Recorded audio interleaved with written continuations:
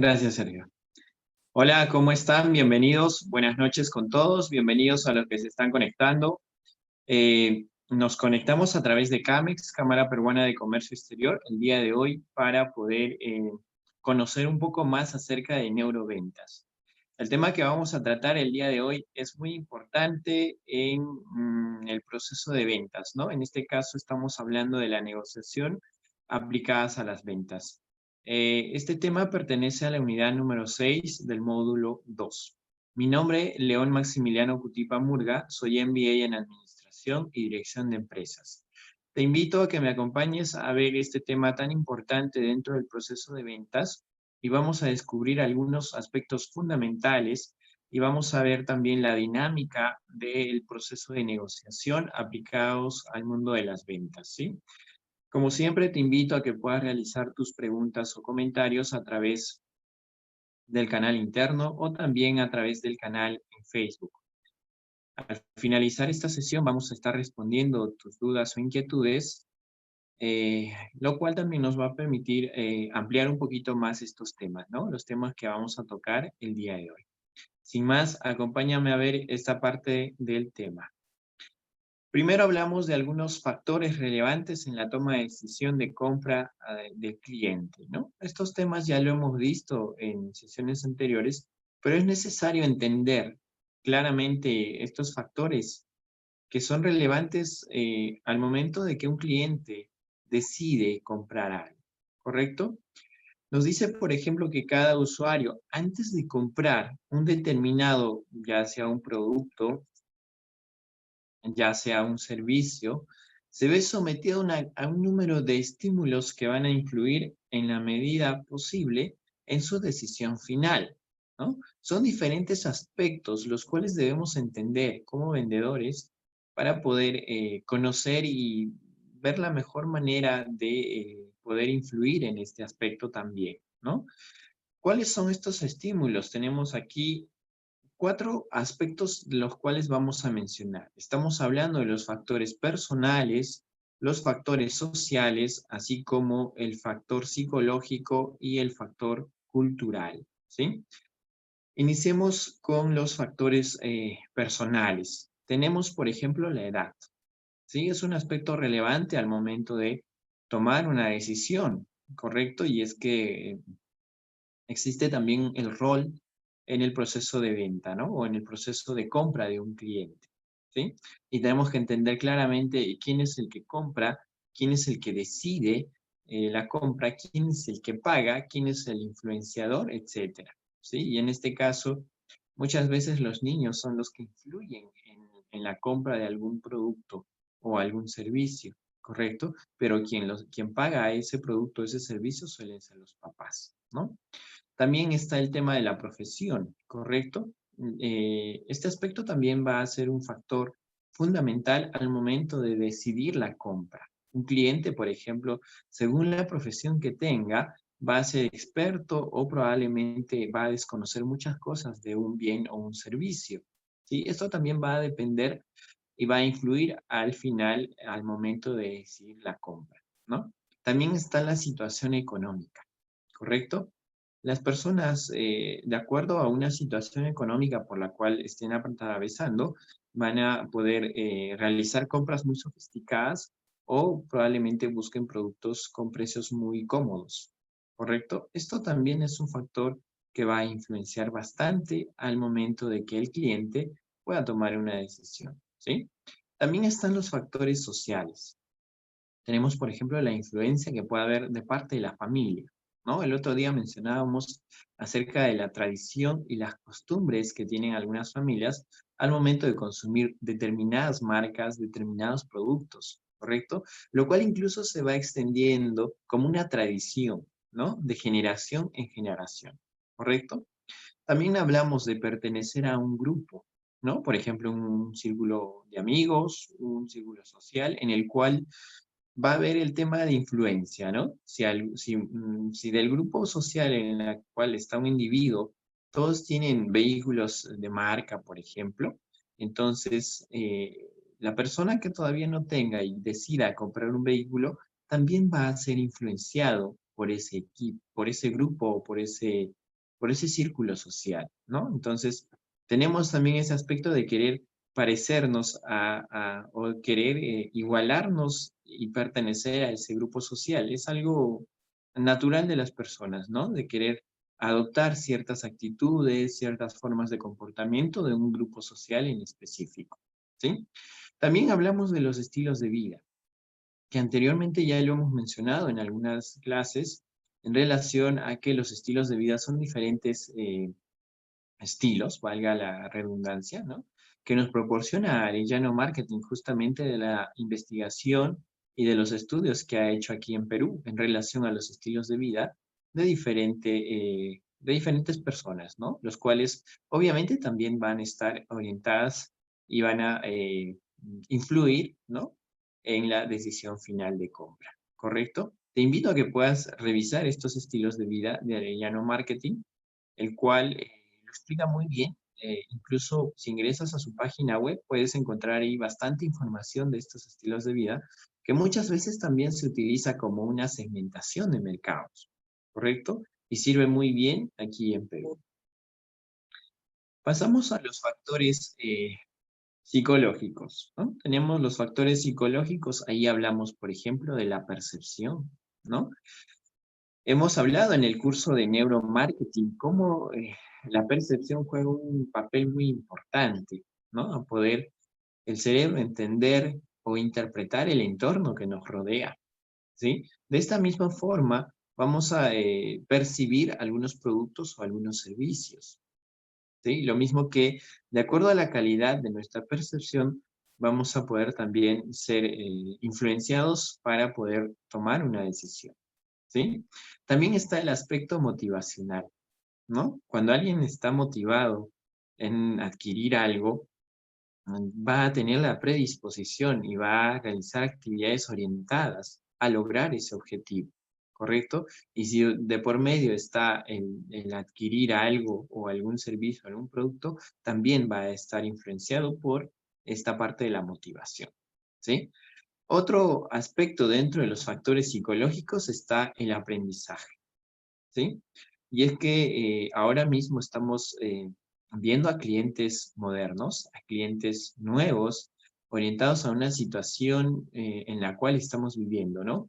Clientes más informados, clientes más orientados a buscar productos que les proporcionen experiencias únicas, clientes orientados a buscar productos personalizados, ¿sí?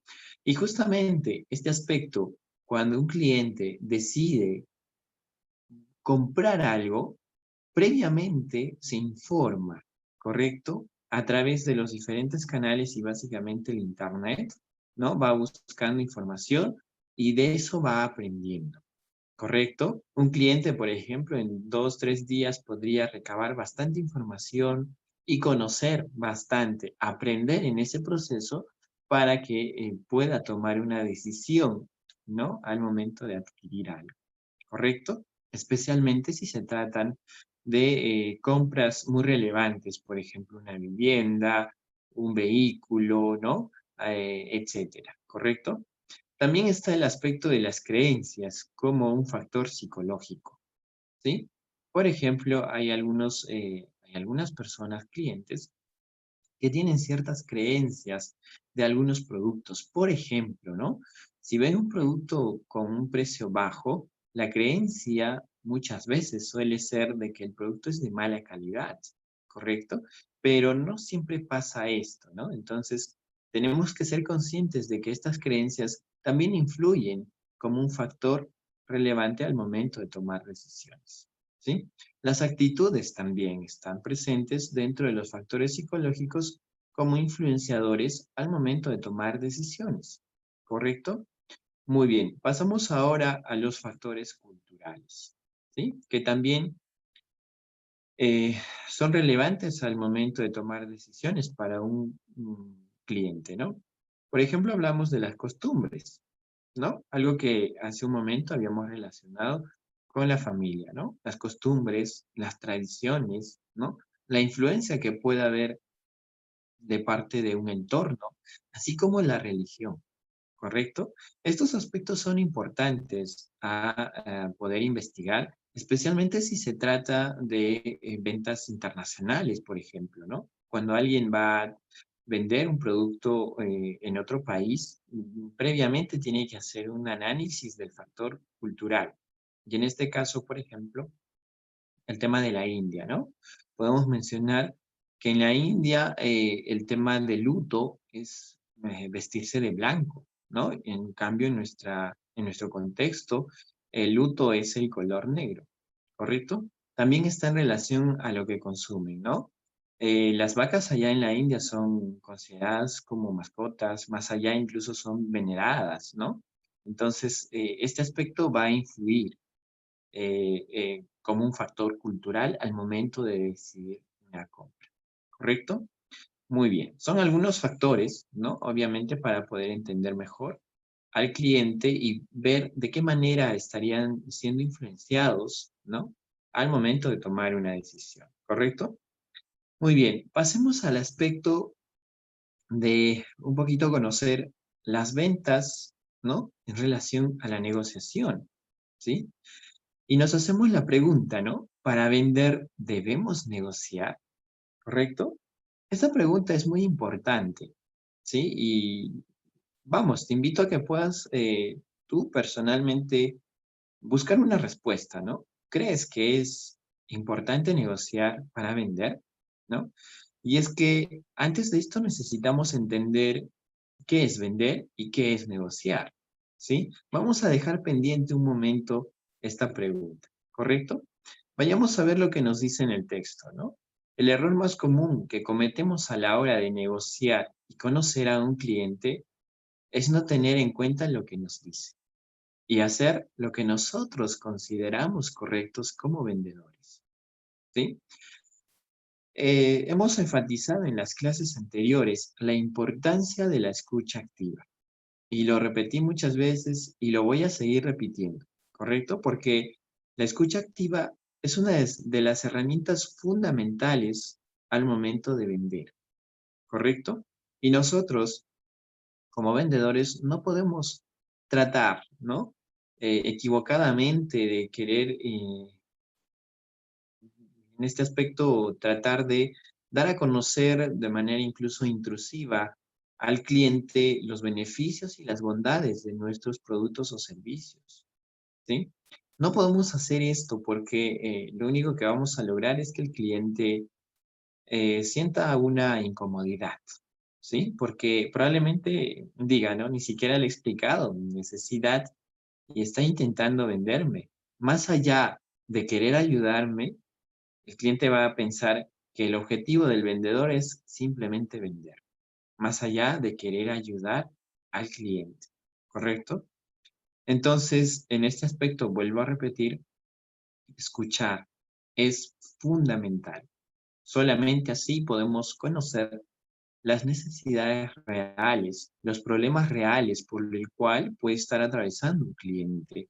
Y ese es nuestro papel, entender esas necesidades, esos problemas y plantearles soluciones de acuerdo a las cosas que nosotros podemos estar ofreciendo, ya sea un producto o ya sea un servicio. ¿Correcto? Muy bien. Vayamos ahora a diferenciar un poco las ventas de la negociación. Como nos dice ahí, dos procesos y técnicas diferentes, pero que están vinculados, ¿sí?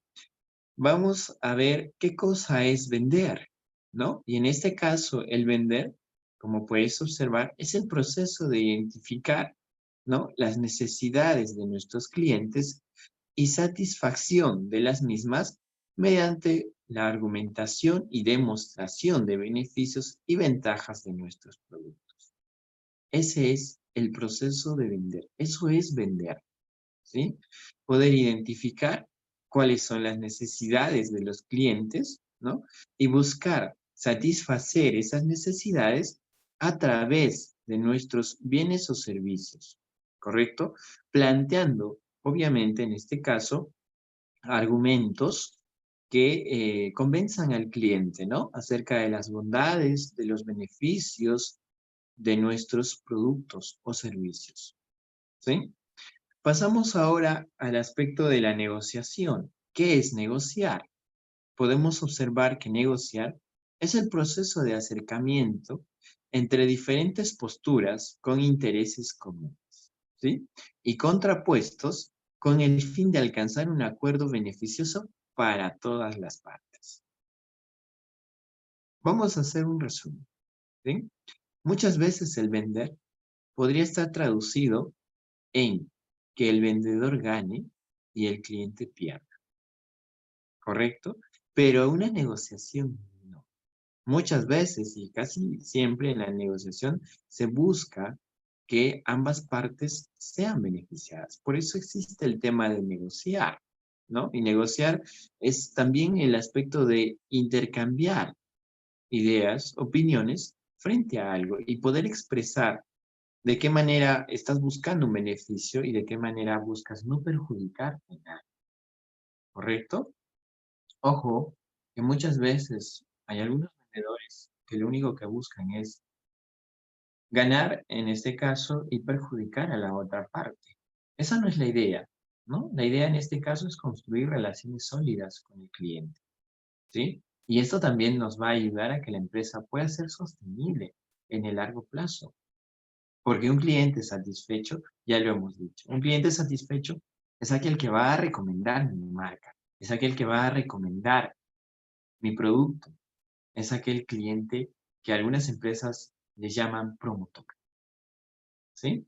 Pero si nosotros vendemos a un cliente con el único fin de poder ganar nosotros y que el cliente salga perjudicado, el cliente al final se va a dar cuenta de esto, ¿no?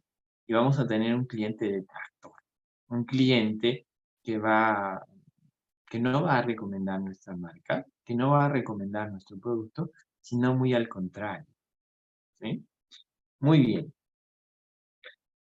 Te quiero mostrar este esquema, ¿no? En el cual vamos a ver el espacio de negociación, ¿sí? Que es muy utilizado y es básico entender este aspecto, ¿sí? Puedes observar que tenemos a dos clientes, ¿no? El cliente A y el cliente B en el gráfico según las barritas, ¿sí? En este caso, la negociación va en un margen de maniobra, como puedes observar en la parte inferior, ¿no? Representado por la línea o por la flecha roja, ¿correcto? Esta parte de maniobra representa la flexibilidad en el cual el cliente, ¿no? Tiene un límite y el cliente tiene un punto más favorable, ¿correcto? Igual con el vendedor, ¿no? Va a haber un punto más favorable para el vendedor, pero también va a haber un límite hasta donde puede llegar su trato, ¿no? En este caso, ¿correcto? Pero la intersección de estos márgenes de maniobra, tanto del cliente como del vendedor, la intersección va a ser conocido como una zona común, una zona en la cual se puede llegar a un acuerdo. Es el punto más favorable para ambos, ya sea un vendedor o ya sea un cliente, ¿correcto? Pero algunas veces suele suceder que no hay una zona en común. Lo vamos a ver en un momento, ¿sí?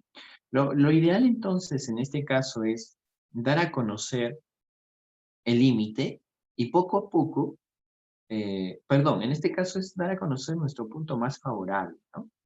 Es ir con todo, como dicen en el tema de las negociaciones, y poco a poco ir cediendo, según cómo se va desarrollando la negociación, hasta llegar a nuestro límite, ¿correcto? En este caso, la idea no es ir a una negociación con el punto límite, porque ya no tendrías más para ceder, ¿sí? En este caso, hablemos, digamos que el punto A es el cliente, ¿no? El cliente tendría que ir con su punto más favorable, ¿sí? Y también el punto B tendría que ir con su punto más favorable. ¿Se dan cuenta si vamos a esos extremos, no hay una zona en común, ¿no? Pero según se va desarrollando la negociación, podemos ir cediendo un poquito, tanto el vendedor como el cliente, hasta llegar a una zona en común. ¿correcto? Esa es la idea de las negociaciones para poder sacar el máximo provecho, ¿sí? Nos dice, ¿no? En algunas negociaciones puede ocurrir que no exista una zona en común. En dichas circunstancias, las negociaciones quedan estancadas. No podemos continuar con la negociación porque no hay una zona en común, ¿sí? Salvo que una o ambas partes recurran a una postura de fuerza con el fin de convencer a la otra parte para que reajuste sus límites, ¿correcto? Salvo que suceda ese aspecto, ¿no? De que alguna de las partes reconsidere, ¿sí? Como en esta imagen que puedes observar, no tenemos una zona en común, ¿sí? Los límites están marcados, ¿sí? Tanto del A como del B, y el margen de maniobra pues está muy alejado del otro. No hay una intersección, ¿correcto? En este caso, nos dice el intervalo que separa el punto más favorable del límite puede ser grande o pequeño. Cuando los negociadores hablan de su margen de maniobra, están refiriéndose a la distancia que separa ambos puntos, ¿sí? El punto más favorable y el punto límite, ¿sí? Es importante conocer estos dos aspectos para llevar una buena negociación. ¿Cuál es tu punto más favorable y cuál es tu límite? Ya sea en el papel del vendedor o ya sea en el papel del cliente. ¿Correcto? Es importante entender estos aspectos para una adecuada negociación y que pueda salir, obviamente, airoso de esto, ¿no? Muy bien. También quiero mencionarte acerca de las características de dos tipos de negociación muy importantes, competitivas y colaborativas. Lo vamos a ver justo en el siguiente cuadro, pero vamos a adelantarnos un poquito, ¿sí? Hablamos de negociaciones competitivas y negociaciones colaborativas, ¿sí? Cuando hablamos de negociaciones competitivas, ¿no? ¿Y cuáles son sus características? Observa, por favor. En el primer punto nos dice que los participantes son adversarios, ¿sí? En el caso de negociaciones competitivas. Y si vamos a las negociaciones colaborativas, los participantes son amistosos, ¿correcto? En las competitivas son adversarios y en las colaborativas son amistosos, ¿no? También nos dice en las competitivas, el objetivo es la victoria, ¿no? Es ganar, simplemente ganar, no importa la otra parte, ¿sí? En el caso de las colaborativas, el objetivo es el acuerdo entre ambos, ¿sí? En el caso de competitivas, vayamos con el siguiente punto, nos dice, se desconfía en el otro, ¿no? En el caso de las colaborativas, se confían el uno en el otro, ¿sí? También en las competitivas nos dice, se insiste en la posición de uno, ¿no? En el punto más favorable probable. En cambio, en las negociaciones colaborativas se insiste en el acuerdo, ¿correcto? En las negociaciones competitivas nos dice, se contrarrestan argumentos, ¿no? ¿Por qué esto? ¿Por qué aquello? ¿No? Se cuestionan, se contrarrestan, ¿no? En el caso de las negociaciones colaborativas, se informa, ¿no? Te informo tal cosa, te informo tal cosa, ¿no? Entre ambas partes. Se busca la información más allá de contrarrestar argumentos. En algunos casos, en las negociaciones competitivas se llega ¿no? Hasta la amenaza, ¿sí? En cambio, en las negociaciones colaborativas se busca o se ofrece cosas, ¿no? También podemos ver que en la negociación competitiva se nos muestra un límite inferior. En cambio, en el caso de las negociaciones, perdón, en las negociaciones competitivas no se muestra el límite inferior, ¿no? En el caso de las negociaciones colaborativas se muestra el límite inferior, ¿sí? Y así podemos ir analizando la diferencia entre estos dos tipos de negociaciones, ya sean competitivas o ya sean negociaciones colaborativas, ¿sí? Y aquí hay algo importante que analizar, ¿no? Te preguntarás, ¿cuál de estos dos es el más viable? ¿Correcto? A ver, perdón, hemos tenido un problema en la conexión. Déjenme solucionar esto. Aquí estamos, muy bien.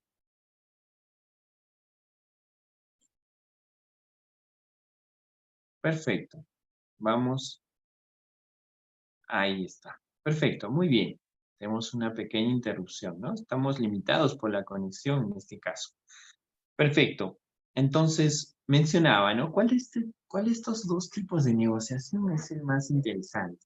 De acuerdo al tipo de negociación que estés realizando, ¿sí? Pero en sí, las negociaciones colaborativas son las más viables en este caso, ¿no? Las más adecuadas, por así decirlo. Pero hay algunas situaciones en las cuales sería necesario la negociación competitiva, ¿correcto? Quiero mostrarte esta teoría de Nash, ¿no? En relación a la negociación y tenemos los principios de ganar-ganar. En este caso se han dividido en 4 cuadrantes la negociación y puedes observar, ¿no? Tenemos el punto más crítico, vayamos por el punto más crítico, ¿no? El perder-perder, ¿ya? En este caso se busca, o bueno, hay un caso, hay una situación en la cual ya sea el vendedor y ya sea el cliente, pierde, ambos pierden en una negociación, ¿correcto? A eso se le conoce como perder-perder. Y puedes observar lo que nos dice, ¿no? Es cuando interactúan dos partes, ¿no? Empecinados, obstinadas y egoístas, ¿no? En el que, por su postura frente a los hechos, ambas perderán, ¿correcto? Lamentablemente en este tipo de situaciones no hay ningún ganador, ambos pierden, ¿sí? Vayamos al tema de ganar, perder, ¿no? En este caso, utiliza la posición, el poder, los títulos, las posesiones o la personalidad para lograr lo que persigues. En este caso, hablamos de un tema de que una parte gana y la otra parte pierde, ¿no? Estaríamos hablando del aspecto de las negociaciones competitivas, que hace un momento hemos mencionado, ¿no? Yo gano y tú pierdes, ¿sí? Esto no siempre es viable, ¿no? Pero de acuerdo a la situación en la que nos encontremos, ¿no? Por ejemplo, si hablamos de una única negociación que se va a realizar en nuestra vida, lo más ideal sería ganar, ¿no? Y que la otra parte pierda, ¿correcto? En cambio, si estamos hablando de yo que sé, de una empresa retail o de un vendedor que constantemente va a estar vendiendo productos a los mismos clientes, obviamente lo más ideal en este caso es ganar, ganar e incluso perder, ganar, ¿sí? Vayamos a ese aspecto de perder, ganar, ¿no? Nos dice se ve como una forma de competencia a medida que tu rendimiento y desempeño se ve afectado. Tu competencia irá mirando los beneficios que se pueden traer en este caso, ¿no? Si hablamos en las ventas, ¿no? Podemos hacer que una empresa o un vendedor, ¿no? Ceda algo al cliente, perdiendo en la primera transacción, ¿correcto? Pero buscando más adelante que el cliente, o claro, en este caso el cliente, eh, tenga la potestad o vea la acción de recurrir nuevamente a la empresa y ser un cliente cotidiano, ¿correcto? Puede suceder así como también. Hay que manejar muy bien esta situación en caso se vea perder ganar, ¿sí? Esto suele suceder, por ejemplo, en las ventas corporativas, ¿no? En algunos casos las empresas ven el potencial de su comprador y deciden otorgarle ciertos beneficios al inicio, incluso perdiendo, pero con el objetivo, persiguiendo el objetivo más adelante de ganar, ¿correcto? Y vamos con el cuadrante más interesante, ¿no? Ganar, ganar. Hay un beneficio mutuo, hay una satisfacción mutua y ambas partes quedan conformes. Estaríamos hablando de las negociaciones colaborativas, donde ambas partes ganan, ¿correcto? Es lo más ideal en este caso, perseguir este tipo de situaciones en las cuales haya un beneficio mutuo, ¿sí? Y en este caso, las negociaciones dentro de las ventas, por ejemplo, es importante ganar, ganar, ¿correcto? Incluso, vuelvo a repetir, en algunas situaciones se aplica el perder, ganar, ¿sí? Muy bien. Pero también se han identificado otros tipos de negociación, ¿no? Aparte de los que ya más o menos hemos visto, ¿sí? Hablamos de la negociación inmediata, ¿no? Nos dice, se intenta lograr un acuerdo dejando de lado las relaciones personales. Un ejemplo, las compras-ventas, ¿no? Buscamos un resultado inmediato, ¿correcto? Dejando al lado todo lo demás y vayamos de frente a realizar la transacción, ¿sí? Pero también existe otro tipo de negociación, ¿no? La negociación progresiva, que nos dice que es aquella en la que poco a poco se va generando una aproximación, ¿no? Una relación personal, creándose un ambiente de confianza antes de pasar a la negociación, ¿correcto? Es importante este aspecto también y va a depender mucho de las personas involucradas, ¿no? Hay situaciones en las cuales no podemos hacer una negociación inmediata porque necesitamos conocer a la otra parte, cuáles son las intenciones de la otra parte, ¿no? En ese caso estaríamos hablando de una negociación progresiva en el cual va a ir evolucionando poco a poco a lo largo del tiempo y se va creando un ambiente de confianza en el cual ambas partes se sientan seguros, ¿no? Para llegar a realizar la negociación como tal, ¿sí? También hablamos de la negociación situacional, ¿no? Como otro tipo de negociación, el cual nos dice se va adaptando a las circunstancias, se conocen los detalles de la situación, las habilidades y las debilidades. Es el estilo más ágil y eficaz, ¿no? Y en este caso, si yo estoy en una situación cambiante por ahí, me voy acomodando a la situación, como dice su nombre, ¿no? Negociación situacional, ¿correcto? Me voy adaptando de acuerdo a las circunstancias para sacar el máximo provecho de la situación. Y en este caso tenemos que conocer las habilidades, ¿no? Y las debilidades, ¿no? De la situación como tal, ¿correcto? Entonces tenemos esos tres tipos de negociación, ¿sí? Muy bien. Ahora hablamos de un tema, ¿no? Muy interesante, un concepto que, bueno, en este caso se conoce como BATNA o NAND, ¿correcto? Te preguntarás qué es esto, ¿no? Nunca lo he escuchado, ¿no? Es un concepto que ha sido desarrollado por estos dos autores. Tenemos ahí a Roger Fisher y a William Ury, ¿correcto? Esto del BATNA está en inglés y NAND está en español, ¿no? Prácticamente es un acrónimo, ¿no? Que representa la mejor alternativa a un acuerdo negociado. Ahí tienes el término en inglés, ¿no? Y también el término en español, ¿no? Que nos dice, a falta de un trato es mejor solución, ¿no? En este caso, te muestro esta presentación, ¿no? Y creo que está más en relación al acrónimo NAND, ¿no? En el cual nos dice, es la capacidad de identificar la mejor alternativa a un acuerdo negociado, ¿sí? Mejor M, alternativa A, acuerdo A, negociación o negociado N, ¿correcto? Es lo mismo en BATNA, solo que está en inglés, lo traducimos al español, ¿no? Claro, en este caso, mejor alternativa a un acuerdo negociado, ¿sí? Nos dice, considerando toda la información, ¿no? De que se dispone, en ese momento, escoger la mejor opción, ¿sí? Una mezcla de talento y estrategia. En este caso, buscamos cuando ya se han agotado algunos recursos, lo más importante en este caso, ¿no? Como dice el acrónimo, es mejor alternativa a un acuerdo negociado. Buscar la mejor alternativa en la situación dada, ¿correcto? Obviamente considerando toda la información necesaria del cual se dispone en ese momento. De acuerdo a esto, vamos a elegir o escoger la mejor opción para la negociación. porque no siempre en una negociación se llega a un acuerdo. Al final, muchas veces la negociación queda en nada, ¿no? Entonces, para no salir perdiendo, en este caso vamos a ver la mejor alternativa o la mejor opción, ¿sí?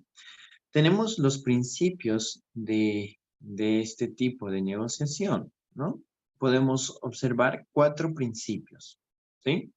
El primero nos dice hacer una investigación que permita conocer antes del momento de la negociación las posibles alternativas que existen. Es importante ir a una negociación con la investigación, con la información, con los conocimientos necesarios. No podemos negociar si no conocemos, si no tenemos información. Y como vendedor, aún más. ¿Correcto? Tenemos que tener toda la información necesaria para poder negociar y saber cuál es nuestro punto más favorable y cuáles nuestros límites. ¿Correcto? No podemos ir sin conocer estos aspectos, por ejemplo, ¿no? Sin conocer las bondades, las ventajas de nuestro producto o servicio, ¿sí? Y algo importante también es conocer a la otra parte, conocer al cliente, ¿no? Y ya hemos visto cómo podemos conocer al cliente, y básicamente es escuchándole, ¿no? Y si por ahí el cliente no dice mucho, no habla mucho, por lo tanto no podemos conocerlo, entonces emplearemos las técnicas de hacer preguntas para conocer más al cliente, ¿correcto? Es importante conocernos, cómo conocer a la otra parte para la negociación, en la medida de lo posible, ¿no? El otro principio nos dice, hay que conocer el valor que cada una puede aportar, ¿no? ¿Qué cosa puede aportar la otra parte y qué cosa puedo aportar yo? Conocer tus debilidades y tus fortalezas, ¿no? Como vendedor es importante, ¿correcto? Igual, ver y conocer las fortalezas y debilidades de la otra parte en este caso, ¿sí? Para llegar a un acuerdo y tener una posición por encima de la otra parte, ¿no? Tener una posición más favorable al momento de la negociación, ¿correcto? No hablemos de negociaciones pequeñas, hablemos de negociaciones grandes, por ejemplo, el que mencionábamos, ¿no? Negociaciones corporativas, ¿no? Vendedores que están orientadas a cerrar tratos, ¿no? Donde está inmerso gran cantidad de recursos, ¿sí? En este caso es importante conocer estos aspectos, ¿no? Conocer el, el valor real que cada una de las partes puede aportar, ¿sí? También vemos el aspecto de elegir cuál es la alternativa por la que merece la pena luchar, ¿no? Al momento de la negociación. Y como vendedores muchas veces existe este tema también, ¿no? Por ahí el cliente va mencionando ciertas cosas, de acuerdo a la experiencia también vamos viendo, ¿no? Su forma de hablar, sus gestos, ya nos van indicando si el cliente está ya dispuesto a cerrar el trato o no, ¿correcto? Y en este caso hay que buscar en la medida de lo posible pelear por el punto más favorable como clientes, ¿no? Y de acuerdo a esto también va a depender otros factores en temas ya personales de las ventas, ¿no? En relación a las comisiones, etcétera, ¿correcto? A los beneficios que podamos obtener como vendedores, ¿sí? Y el último principio nos dice calcular el valor mínimo que se está dispuesto a aceptar, ¿sí? Esto prácticamente estamos hablando en relación al esquema que hemos visto hace un momento, ¿no?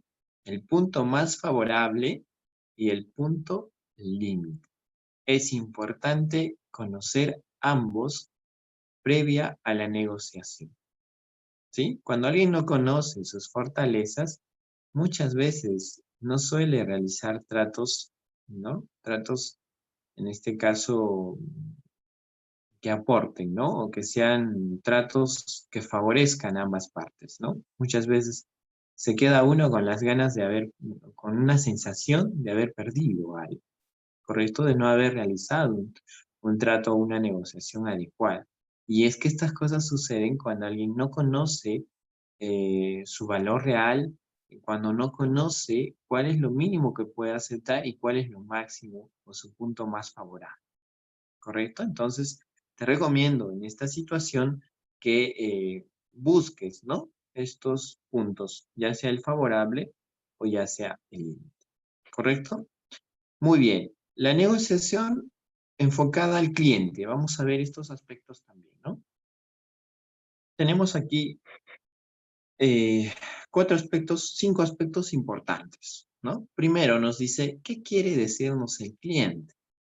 ¿No? Si estamos negociando, en este caso con un cliente, necesitamos saber qué es lo que nos quiere decir, ¿no? Y en este caso, como podéis observar, nos dice, habrá que investigar las respuestas del cliente, ¿no? Anotando sus propias palabras, ¿no? Ya que buscará la solución a su problema y nosotros le ofreceremos las herramientas necesarias para su satisfacción. Volvemos a recalcar, ¿no? Escuchar al cliente, ver las respuestas a las preguntas que nosotros le hacemos, ¿no? Analizar esas respuestas que da el cliente. Obviamente esas respuestas están orientadas a ver una solución para su problema, para su necesidad, ¿sí? Otro aspecto importante es cuánto presupuesto tiene, ¿no? Si notamos que el cliente tiene un presupuesto asignado, es porque está realmente interesado en la compra. Está ya decidido invertir en ese algo que va a adquirir, ¿correcto? En este caso, lo primero que tenemos que hacer es investigar, ¿no? Si el cliente ya cuenta con un presupuesto previo o no, ¿sí? Cuando alguien no cuenta con un presupuesto, generalmente es porque está preguntando, es porque está curioseando, es porque quiere informarse nada más, ¿no? Pero cuando alguien ya cuenta con un presupuesto destinado, es porque realmente está decidido a adquirir el bien o el servicio, ¿sí?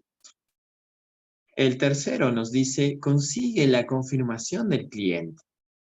Es fundamental que no se deje nada a tu imaginación, sino que el individuo sea quien diga lo que es y lo que no es. ¿Correcto?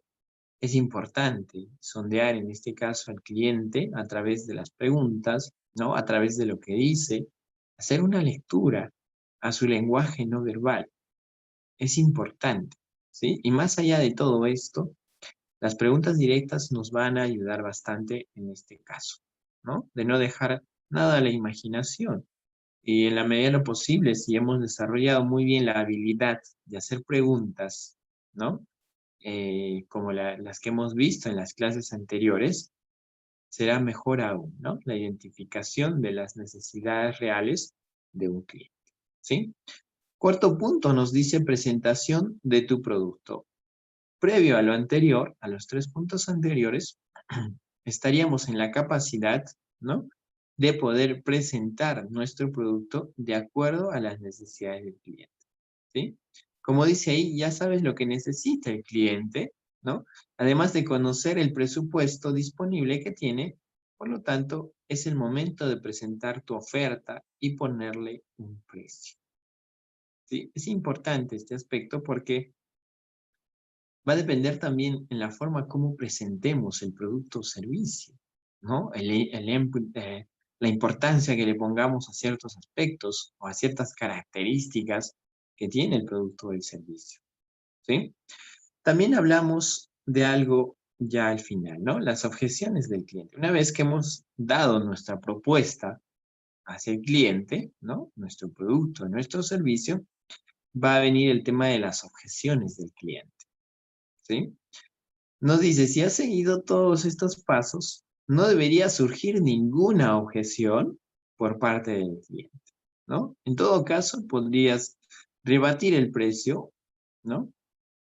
En este caso sería el momento de preguntar cuánto puede pagar, ¿no? Y si podemos ofrecerle otro producto a la medida del cliente, ¿correcto? Pueden surgir objeciones de lo más mínimo incluso. Los clientes son muy buenos buscando, en este caso, pequeños detalles, los cuales van a convertirse en posibles objeciones. Y uno de los aspectos más importantes a considerar justamente es el tema del precio, ¿no? Sí tengo mi presupuesto asignado, pero igual el precio me parece muy alto para las características o las ventajas que me proporciona el producto. Podría ser uno de las objeciones del cliente, ¿correcto? En este caso, hay que ver, y justamente aquí es el punto en el cual interviene la negociación, ¿correcto? Justo este punto es donde interviene claramente la negociación en relación a la objeción de los clientes, ¿no? Y vamos viendo puntos en común entre el cliente y nosotros los vendedores para poder llegar a un acuerdo con el cliente, ¿sí? Y muchas veces, ojo, los clientes suelen dar objeciones sin sentido, simplemente para ver eh, cómo reaccionamos como vendedores, ¿no? En este caso, también es importante el tema de los argumentos, ¿sí? Para poder convencer al cliente, porque está ya en ese punto de decir sí, pero necesita algo más, ¿no? Que ni él mismo sabe, pero justamente es el tema de convencerse con hechos reales, ¿no? De que el producto o servicio va a ser quien va a solucionar su problema o la necesidad que pueda tener, ¿sí? También dentro de la negociación foco cliente, tenemos que tener algunos aspectos importantes en cuenta, ¿no? En este caso hablamos de la calidad del servicio, ¿no? O la calidad del producto, ¿no?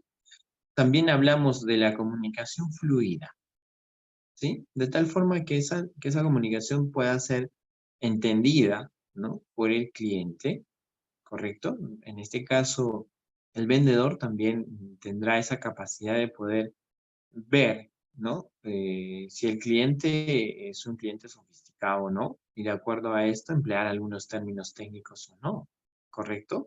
En la medida de lo posible hay que tener en consideración esto, ¿correcto? De nada nos sirve hablar con términos muy técnicos frente a un cliente que no está en esa capacidad de poder entender, ¿sí? Lo único que vamos a hacer es que el cliente se desentienda totalmente y desista de la compra o desista en el proceso de la negociación, ¿correcto? Otro aspecto también es cumplir los plazos de entrega establecidos, ¿no? Porque la negociación va mucho más allá, ¿no? El enfocarnos al cliente va mucho más allá, ¿no? Por eso mencionaba hace un momento el tema de construir relaciones a largo plazo, lo cual va a ayudar en la sostenibilidad de la empresa, ¿correcto? Y el hecho de cumplir con los plazos establecidos en la negociación va a hacer crecer la credibilidad de la empresa y la reputación de la empresa en el aspecto de respetar los acuerdos que se ha quedado previamente con el cliente, ¿correcto? También el otro aspecto es el tema del proactivo y el involucrado en el negocio del cliente, ¿no? En algunos casos, si hablamos de unas ventas corporativas, por ejemplo, si somos una empresa mayorista o somos vendedores representantes de una empresa mayorista, vamos a tratar con pequeños empresarios, ¿no? Y obviamente está el aspecto de la proactividad y también el de involucrarnos en el negocio del cliente, ¿sí? Ver su realidad, entender la situación del cliente y buscar algunas soluciones y darle algunos productos o beneficios para que el cliente se sienta más satisfecho, ¿no? También hablamos de otro aspecto, en este caso hablamos de suponer soluciones creativas, ¿no? Agregar valor al servicio, ¿sí? Por ejemplo, las llamadas de postventa no están de más, ¿no? Son un aspecto importante en este caso que le van a agregar valor al servicio y también van a ayudar a que el cliente se pueda fidelizar con nosotros, con nuestra marca, con nuestro producto, ¿correcto? Y siempre, siempre buscar soluciones a cualquier problema que pueda tener el cliente. ¿Sí? Los clientes por ahí tienen diferentes dificultades, ¿no? Como ya lo mencionamos en las presentaciones anteriores, por ejemplo, el tema de pagos, quiero comprar el producto, ya me he decidido, pero no tengo el dinero o no tengo todo el dinero para adquirirlo. Perfecto, podemos financiarlo a plazos, ¿no? Quiero adquirir el producto, pero no veo la forma cómo llevarlo. Perfecto, podemos gestionar un transporte con entrega a domicilio, etc. ¿Correcto? Diferentes situaciones. Lo que aquí buscamos es que el cliente tenga la solución más allá de encontrar un problema, ¿no? ¿Cuáles son las etapas de la negociación? Tenemos aquí 6 etapas, ¿no? Primero hablamos de la preparación, en el cual hablamos justamente de definir lo que se pretende conseguir y cómo buscamos conseguir, ¿correcto? Es importante la preparación, ¿sí? Es como una previa, ¿no? Antes de ir en este caso, al campo de batalla, ¿sí? Vamos a decirlo así. También está el tema de la discusión, ¿no? Se extrapolarán, ¿no? Dice, se extrapolarán los temas que separan a las partes para conocer actitudes e intereses, ¿sí?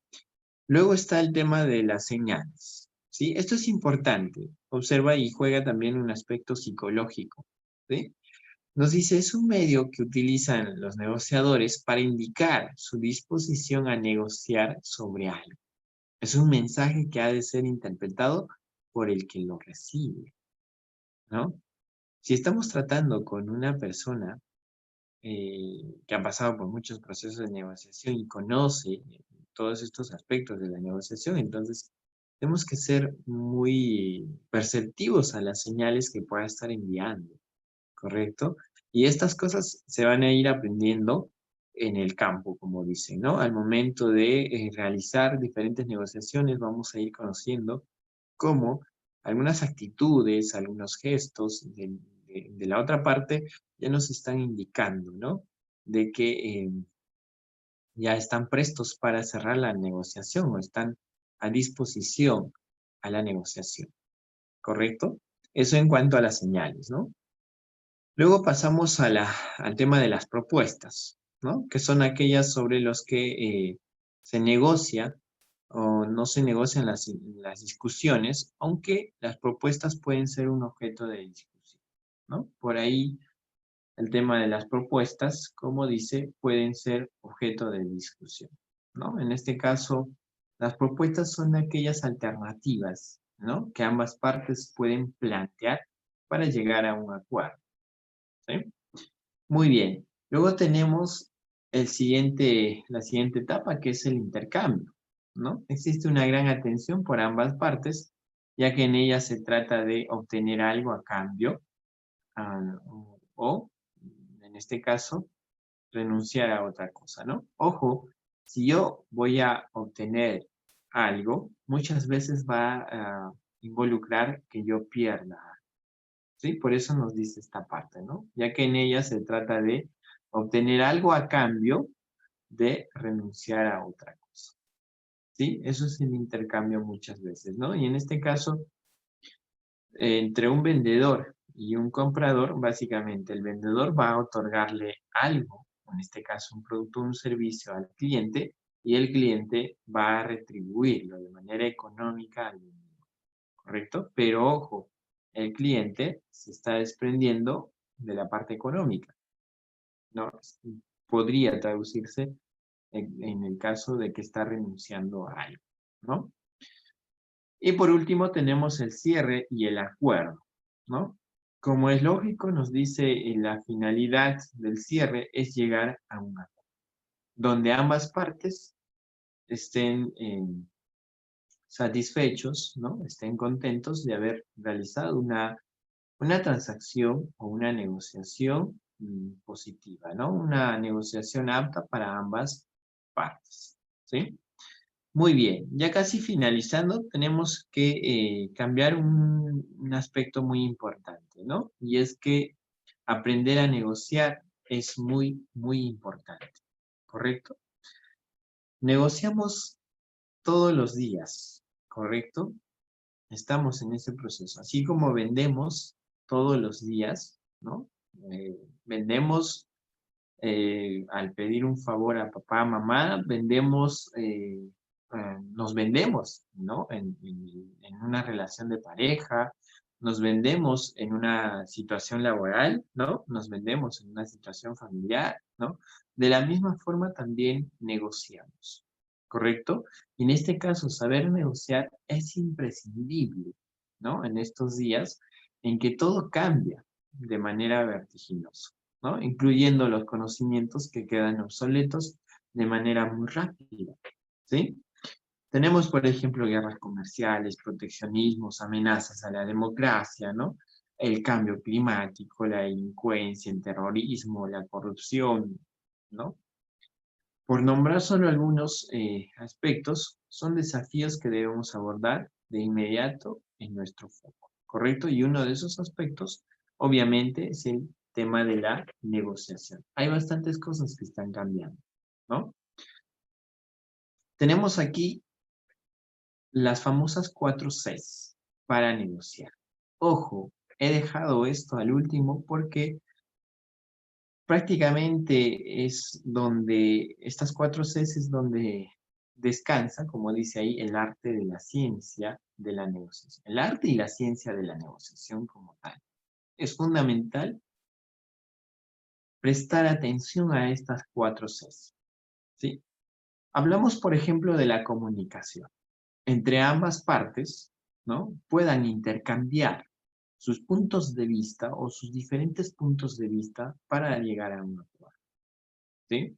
También está la cooperación de ambas partes, ¿sí? Para poder colaborar el uno al otro, ¿correcto? La cooperación en este caso es fundamental dentro de la negociación, ¿sí? Así como la creatividad para poder plantear, ¿no? Propuestas o soluciones creativas para la otra parte, ¿sí? Pero ojo, esa creatividad tiene que estar respaldado por el pensamiento crítico, ¿no? De poder analizar la posibilidad de realizarse o no las propuestas que podamos estar haciendo a la otra parte, ¿sí? Y va un círculo, ¿no? La comunicación, la cooperación, la creatividad y el pensamiento crítico como 4 ejes fundamentales de la negociación, ¿correcto? Muy bien. Es la información que podemos compartir el día de hoy con ustedes. Muchas gracias a los que están conectados, muchas gracias a los que han compartido la transmisión. Vamos a ver si tienen alguna pregunta, algún comentario. Déjenme revisar. Muy bien. A ver, vayamos al canal externo. Perfecto, muchas gracias a los que están conectados. Vamos a revisar. Tenemos aquí algunos. Muy bien. Salazar Samaniego, muchas gracias por tu aporte. Muchas gracias, estamos muy agradecidos. José Buscamaita, gracias por los conocimientos y las experiencias compartidas. Gracias a ti, José, gracias a ustedes por haberse conectado. Para mí es un placer poder contribuir con ustedes en este aspecto de los conocimientos y experiencias, ¿no? Flavia Ceballos nos dice, ejemplo de negociaciones. Buenas noches y gracias. Perfecto, muy bien, Flavia, muchas gracias. A ver, las negociaciones, por ejemplo, al momento de adquirir un vehículo, ¿no?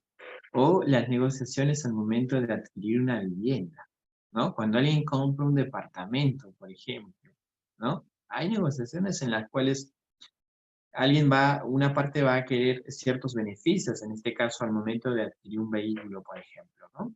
Queremos que el vehículo venga con varios accesorios, ¿no? Cosas por ahí, pero la otra parte también va a buscar que el cliente no pida mucho porque eso se va a traducir en reducir el margen de utilidad, por ejemplo, ¿no? Igual con el departamento que quieras adquirir, ¿no? También están las negociaciones en el campo, en el caso de las negociaciones corporativas, por ejemplo, ¿no? O las ventas corporativas, en el cual la empresa que está comprando, obviamente va a buscar que el producto esté puesto en su local o en su almacén, ¿no? En cambio, la empresa que está vendiendo va a buscar en la medida de lo posible que el cliente ponga el transporte para llevarse los productos hasta su almacén, ¿no? Porque, ojo, el darle algunos, yo que sé, algunos beneficios, en este caso el envío a domicilio o las facilidades de pago, al final se van a traducir probablemente en reducción de las utilidades para la empresa que está vendiendo, ¿correcto? Y en el caso de ventas directamente de un vendedor, obviamente podría estar traduciéndose en la reducción de sus utilidades, no, perdón, en este caso de las comisiones, ¿no? De acuerdo a la situación, cómo se esté dando, ¿sí? Muy bien, Flavia Ceballos. Muchas gracias a todos ustedes por haberse conectado. Muchas gracias por haber transmitido esta clase, ¿no? Les dejo aquí mis datos para que me puedan seguir en mi fanpage si desean o también en LinkedIn, ¿correcto? Dejo mis datos para que puedan hacer sus consultas si fuera necesario, ¿sí? Para mí ha sido un placer poder haber compartido con ustedes estos temas. Y nada, me despido hasta el día de mañana a las 10 de la noche, como siempre, a seguir viendo aspectos en relación a las neuroventas, ¿sí? Muy bien, muchas gracias, me despido, un abrazo para ustedes y que tengan una bonita noche. Chao, chao.